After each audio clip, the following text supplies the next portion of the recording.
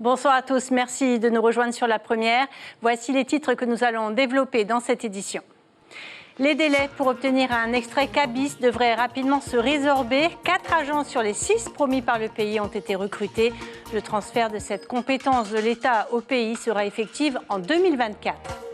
10 élèves du lycée professionnel de Fa'a en stage en Irlande, un rêve devenu bien réel grâce au programme Erasmus et surtout la persévérance des enseignants.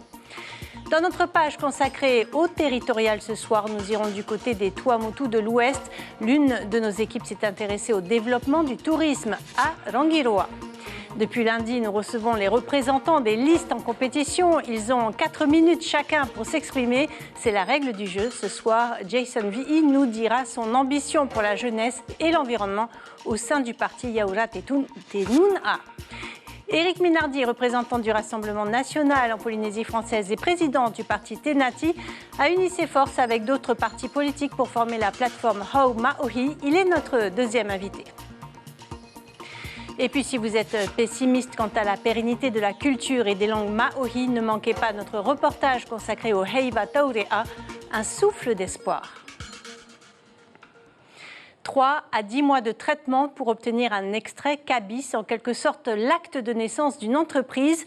La situation était devenue critique pour bien des entrepreneurs. Une solution a finalement été trouvée. 4 des 6 agents recrutés spécialement par le pays ont pris leur poste au sein du service du registre du commerce et des sociétés auprès du tribunal de première instance de Papeete. Le point avec Stéphane Ratino et Hubert Liao.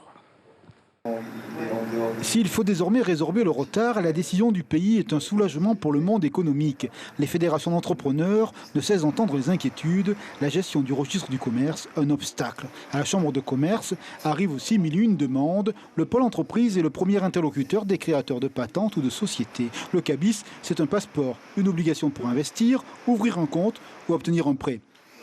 J'ai un peu demandé de l'aide un peu à côté, mais ma maman, mes soeurs, bon, s'ils peuvent m'aider, ben, ça m'arrangerait. Mais voilà, les aides du pays, c'est encore mieux.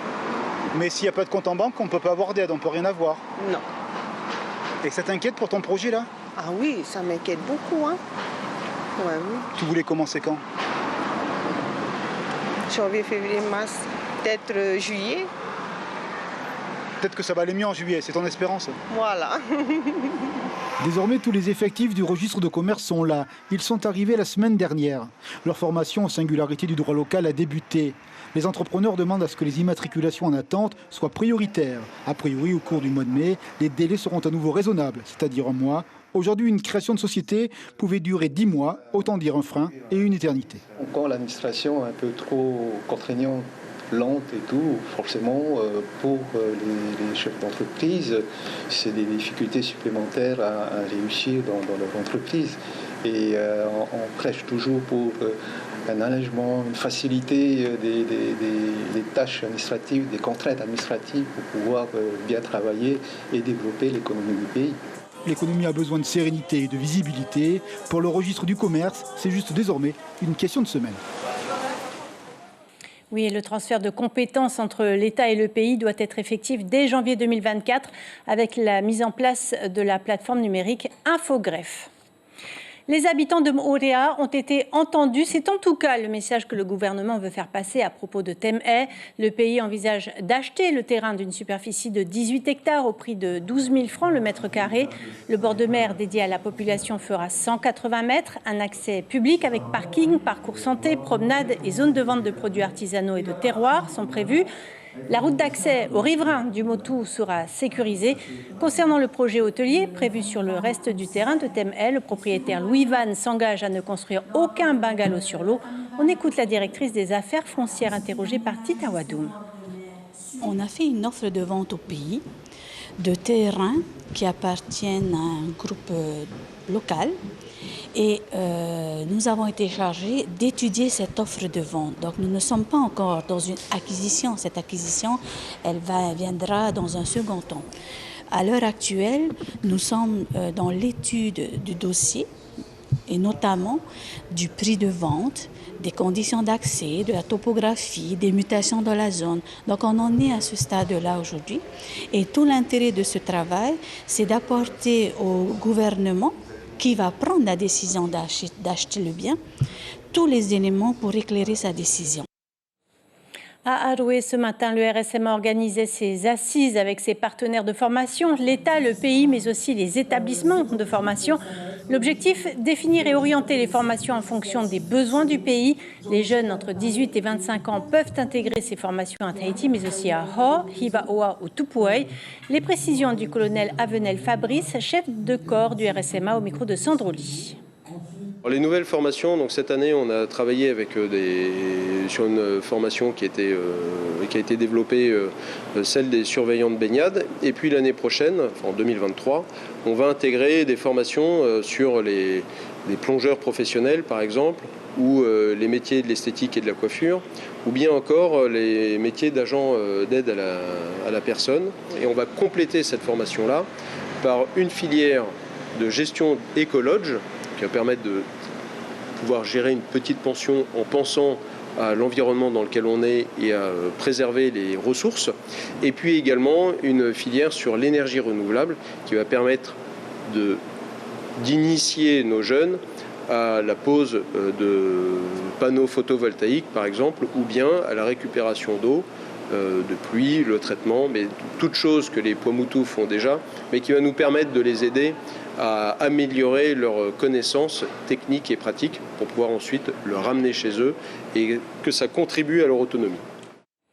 Le Conseil économique et social accueillait aujourd'hui l'Assemblée générale du Conseil des élèves, une instance composée de jeunes issus de 35 établissements scolaires. Ils se réunissent chaque année dans un lieu de pouvoir différent, une initiation aux institutions et à la vie démocratique. Lors de cette rencontre, ils ont pu débattre autour du bien-être dans les établissements scolaires, une initiative qui donnera lieu à des propositions remises au ministre de l'Éducation en juin prochain. Les voyages forment la jeunesse. Des élèves de terminale du lycée professionnel de Fa'a comptent bien le prouver grâce à la persévérance d'une professeure qui a su débloquer l'aide du Fonds européen Erasmus. 10 élèves vont pouvoir effectuer leur dernier stage professionnel à l'étranger tout en pratiquant l'anglais en immersion. Direction l'Irlande avec Nicolas Suir et David Chang. Les monuments les plus connus de Cork en Irlande, sa culture, sa gastronomie, autant de connaissances que ces 10 élèves de terminale pourront approfondir durant un mois en pratiquant l'anglais. Une chance pour ces jeunes femmes qui ne sont jamais parties à l'étranger et qui brûlent d'envie de découvrir. Tout ce que je n'ai pas découvert ici, à Tahiti. Dans le frais, surtout de nouvelles personnes, comme surtout pas des gens qui viennent d'ici, tu vois. Un mois pour effectuer un stage en entreprise.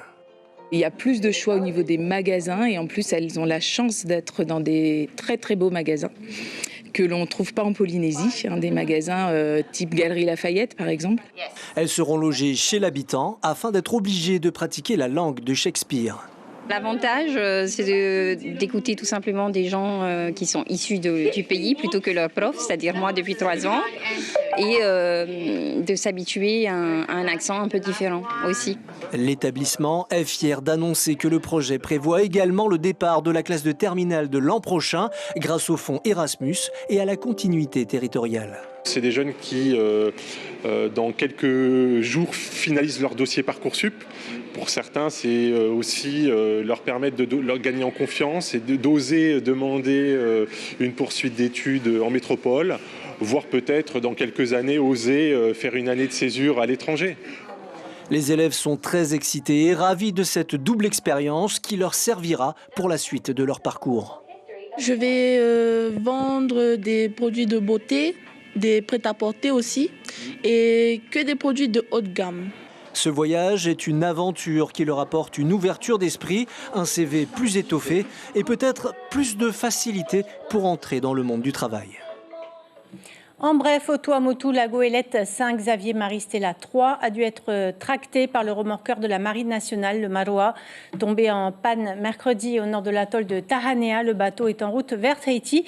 Tous les détails sur notre site internet Polynésie, la première. Au Tuamotu encore, les fonds marins de Ho cartographiés par les experts du CHOM, 5 militaires du service hydrographique et océanographique de la marine ont passé un mois sur l'atoll pour effectuer des relevés sous-marins. Ces relevés sont effectués sur la portion allant de la passe Kaki à l'entrée de l'atoll jusqu'au quai du village principal d'Otepa, en passant par le quai Luan près de l'aéroport. Cette portion nautique est la voie navigable privilégiée et la plus utilisée par les professionnels de la mer, comme les pêcheurs ou les goélettes, car il s'agit pour le CHOM de mettre les cartes marines à jour. Les détails de l'un des membres du CHOM à Mathieu Allot. Ici, l'objectif, c'est de mettre à jour toutes les voies recommandées qui sont utilisées donc, principalement par les goélettes, le transport de fret, et également par les plaisanciers. Et voilà, c'était contrôle et mise à jour de la bathymétrie dans cette zone-là. Tout élément nouveau qui induirait un danger pour la navigation est remonté dans l'immédiat. Vraiment, là, moi, j'envoie ce qu'on appelle un avion en âme. Là, il n'y a pas eu. Et tout ce qui modifie la carte marine et qui ne présente pas de danger sera modifié ultérieurement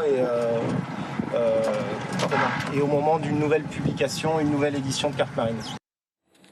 C'est l'heure de notre page politique dédiée au territorial.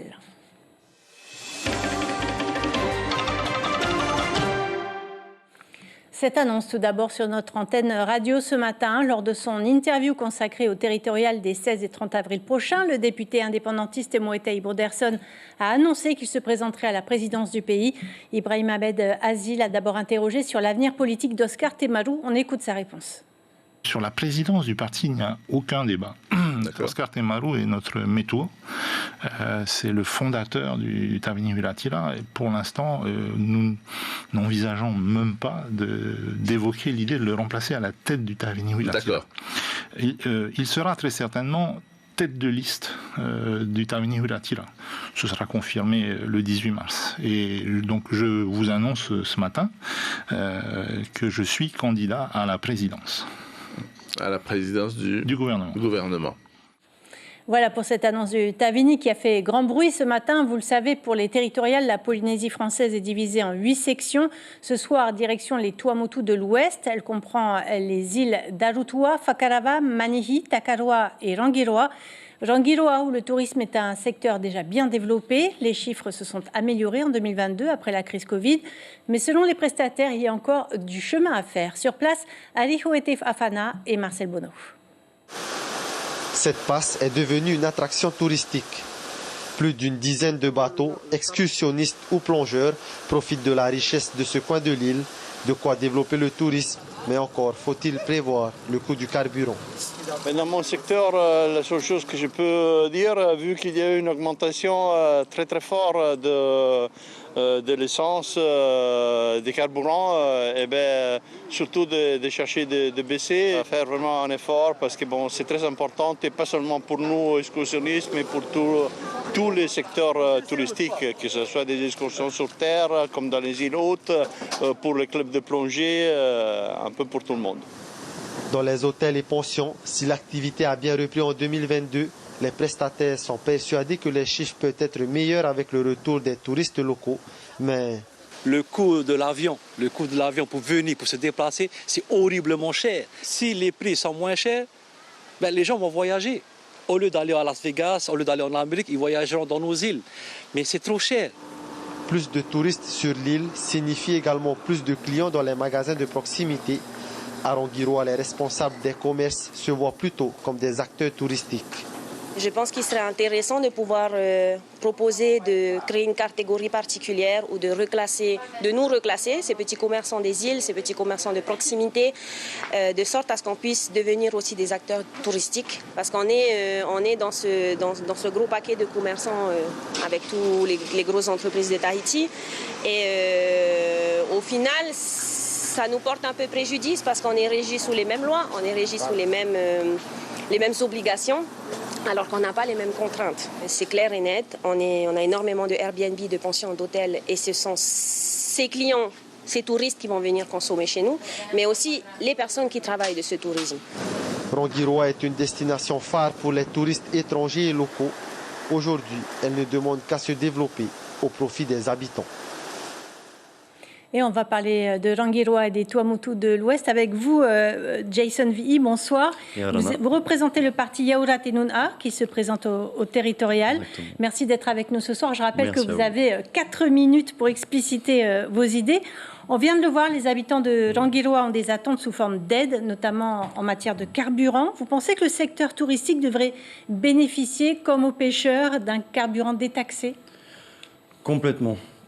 Tout d'abord, je dirais que oui, c'est un secteur qui nécessite un petit peu plus d'aide. Après, je dirais ça dépend également de quel type d'activité touristique on va cibler. Est-ce qu'on va cibler une aide pour les grands hôtels ou plutôt les pensions ? Je pense que ça, c'est quand même quelque chose à voir. Mais effectivement, c'est une demande de la population. Pour les prestataires, en tout cas, ils sont très demandeurs. Complètement. La population des Tuamotu est très demandeuse d'aide et de revoir le FRPH, justement. Le pays a déjà maintenu artificiellement les prix du carburant. Ce n'était pas suffisant, selon vous ? Avec la reprise du tourisme, je pense que l'accompagnement n'était pas suffisant dans certains secteurs. C'est une réalité. Je pense que bien sûr tout le monde est dépendant de cette énergie, de l'énergie fossile dans son activité, mais on se rend compte que l'activité touristique regroupe énormément de panels de métiers, énormément de gens qui y travaillent. Donc je pense qu'un meilleur accompagnement, donc beaucoup plus spécifique en termes de catégories, sera attendu de la population. Le Saint-Xavier Maristella 3 qui se fait remorquer en ce moment. On voit combien le transport dans les îles est problématique. Est-ce que vous avez des pistes innovantes en la matière ? Je pense que ça aussi, la filière sur le transport maritime doit être revue. On voit également notre forte dépendance sur les énergies fossiles, donc il sera intéressant également de prévoir d'autres moyens de locomotion, de navigation en termes maritimes pour les îles, pour leur développement. À la voile ou... Par exemple, je pense que oui, ça serait intéressant également de retourner un petit peu sur notre culture. Le transport à la voile serait intéressant, mais là encore, il y a toujours une question de rentabilité, on ne va pas se mentir. Donc savoir est-ce qu'il y a un bénéfice par rapport au temps de trajet et le nombre de personnes qu'on peut déplacer, c'est également à prendre en compte. Mais c'est quand même une piste qui est envisagée dans Yaoura Tenun'a. Vous êtes vice-président de ce parti, présidé par Tevaro Fritsch. Vous présidez le Conseil des jeunes. Aujourd'hui, ils réclament des choses simples, un travail et un toit. L'accès à la propriété, ça fait partie des priorités du parti ? Complètement. Une priorité, je dirais même primordiale pour le parti. On essaye d'avoir des discussions ouvertes également sur le foncier. Il est intéressant également de récolter l'avis de la population. Qu'est-ce qu'on attend ? Qu'est-ce qui est possible également d'un point de vue statutaire par rapport à notre autonomie ? Donc ce n'est pas des questions faciles, mais c'est une priorité également de prioriser l'accès à la terre pour notre population. Alors, concrètement, une idée que vous pourriez avancer ? Concrètement, là, je rentrerai pas forcément sur les lois de 1000% ou pas qu'on a pu voir précédemment, mais tout simplement, si je dois reparler sur les étudiants, les aides au logement, je pense qu'on le voit qu'il y a une CAF en France. Il est important également de mettre ce genre de dispositif en œuvre. L'école, l'éducation, l'université a un coût, pas seulement pour la formation, mais également se loger. Je pense que ça, pour réappréhender l'éducation et inciter nos jeunes à revenir également dans les filières, c'est de permettre de se loger. Et ça, c'est important, ce genre de mesures. Alors, côté emploi, ce qui vous interpelle, c'est l'environnement, de par votre formation. Whakarawau Tuamotu est réserve de biosphère. Il y a une reconnaissance donc internationale de nos richesses. Comment l'environnement peut-il être pourvoyeur d'emploi ? Tout d'abord, là, si on parle de préservation, on parle de Whakarawa. La préservation va nécessiter également des moyens humains. Il faudra surveiller ces zones-là. On voit également que, par exemple, la direction des ressources marines met de plus en plus en place ce qu'on appelle des ZPR, des zones protégées. Donc, on aura besoin également de matières d'humains pour combler ces emplois. Mais c'est également en lien avec de la surveillance, mais également les substances naturelles. Je pense que c'est important aussi d'axer une nouvelle filière sur l'intérêt de notre patrimoine naturel. Les substances naturelles, on le voit à l'heure actuelle. Lesquelles ? Par exemple, à l'heure actuelle, un cône, donc c'est un petit invertébré qu'on trouve dans la mer, on arrive à extraire son venin pour des propriétés pharmaceutiques. Je pense que ça, c'est également des filières d'avenir et c'est également dire à la jeunesse que l'économie bleue, ce n'est pas seulement être pêcheur, mais c'est aussi tous ces métiers-là. Jason Vi'i, merci beaucoup d'avoir accepté notre invitation ce soir. À quelques semaines de ce grand rendez-vous électoral des territoriales, les chefs d'entreprise expriment leurs attentes aux partis politiques. Taxes, emplois et investissements, les chefs d'entreprise espèrent le retour d'une économie florissante. Voyez le reportage de Mélissa Chong.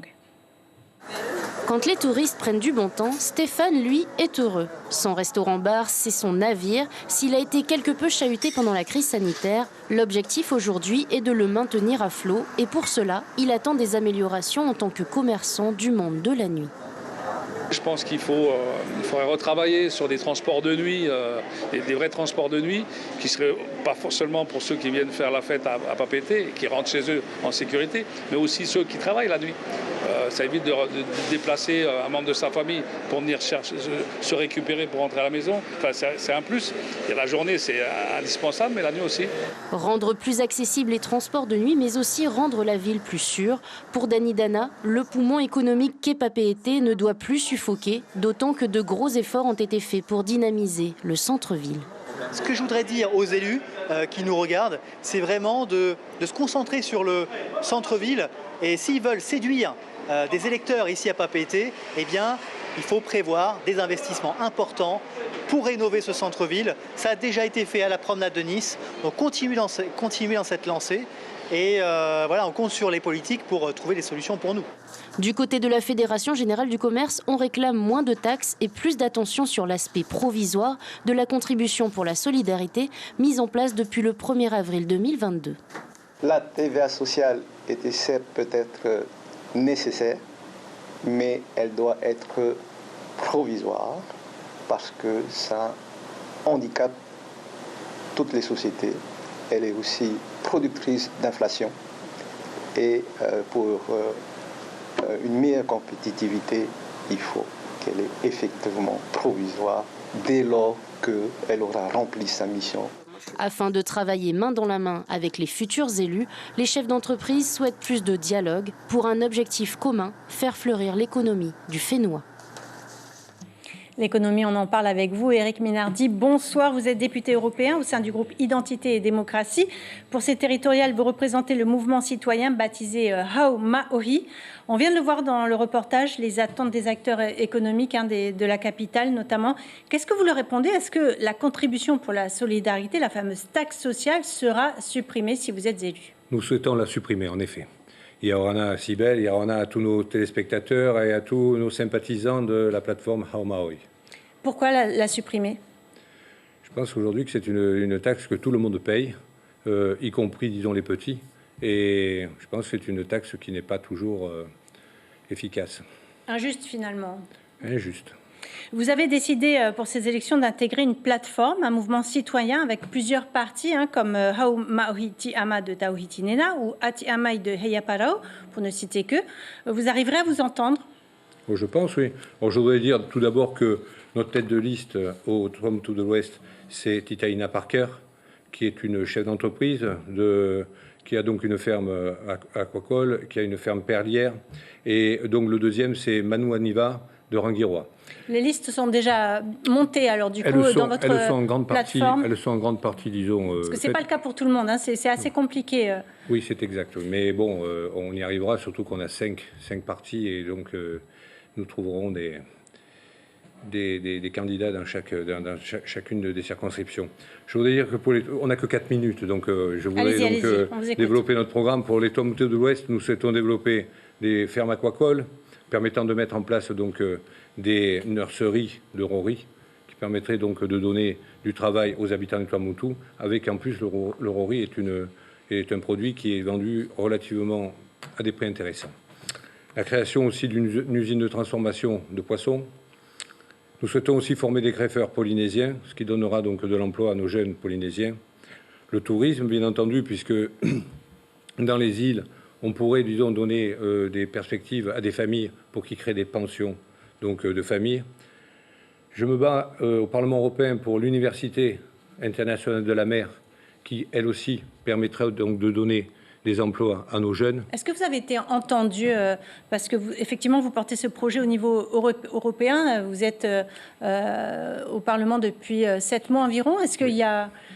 En effet, d'ailleurs, on a travaillé sur par exemple, l'eau, il y a eu quand même, disons, des avancées sur ce point-là, et on va continuer.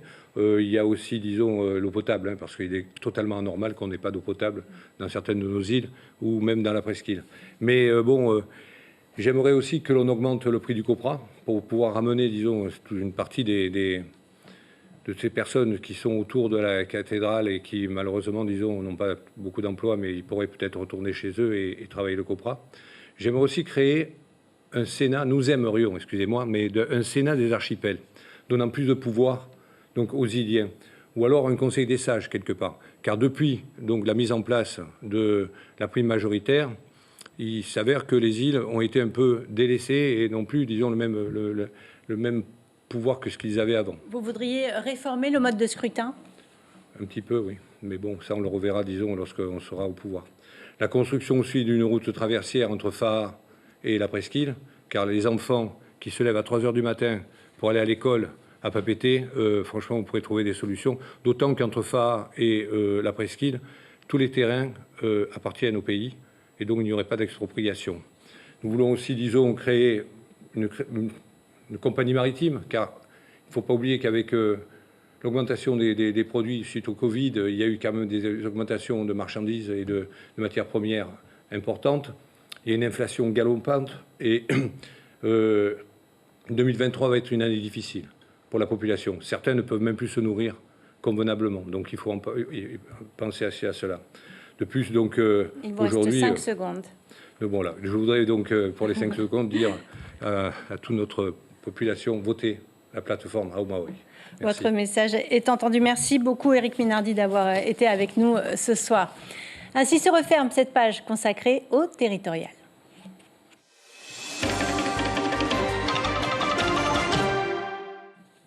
Allez, on termine ce journal par l'espoir insufflé par la jeunesse. La 6e édition du Heiva Taurea a débuté hier soir.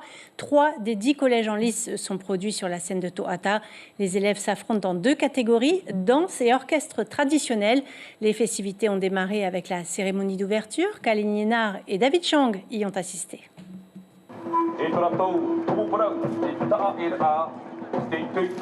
Une cérémonie traditionnelle digne des professionnels du Heiva.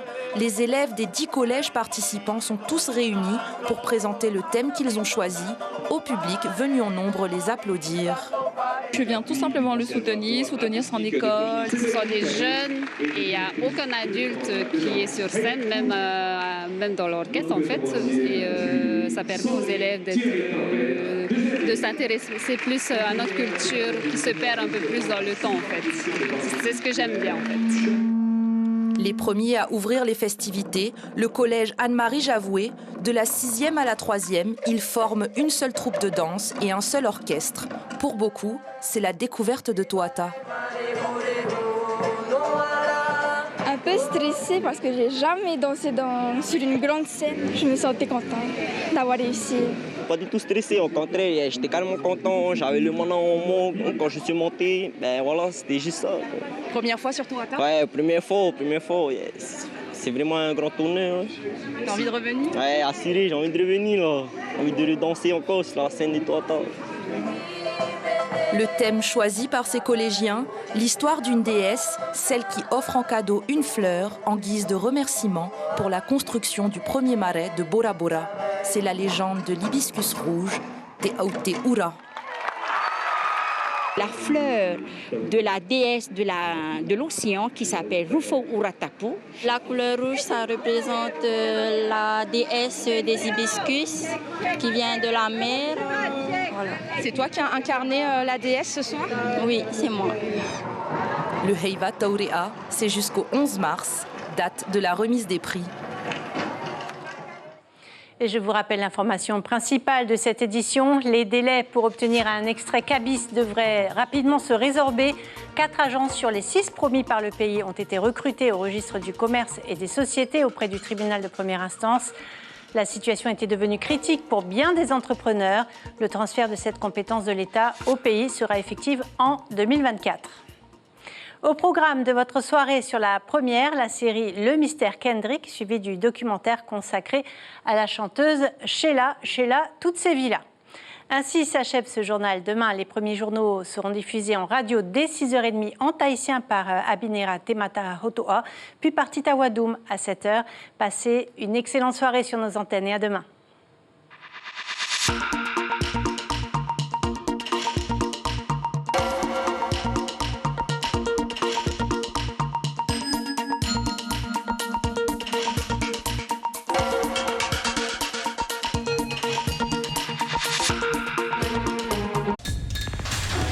L'information en continu sur Polynésie la première, Internet et réseaux sociaux.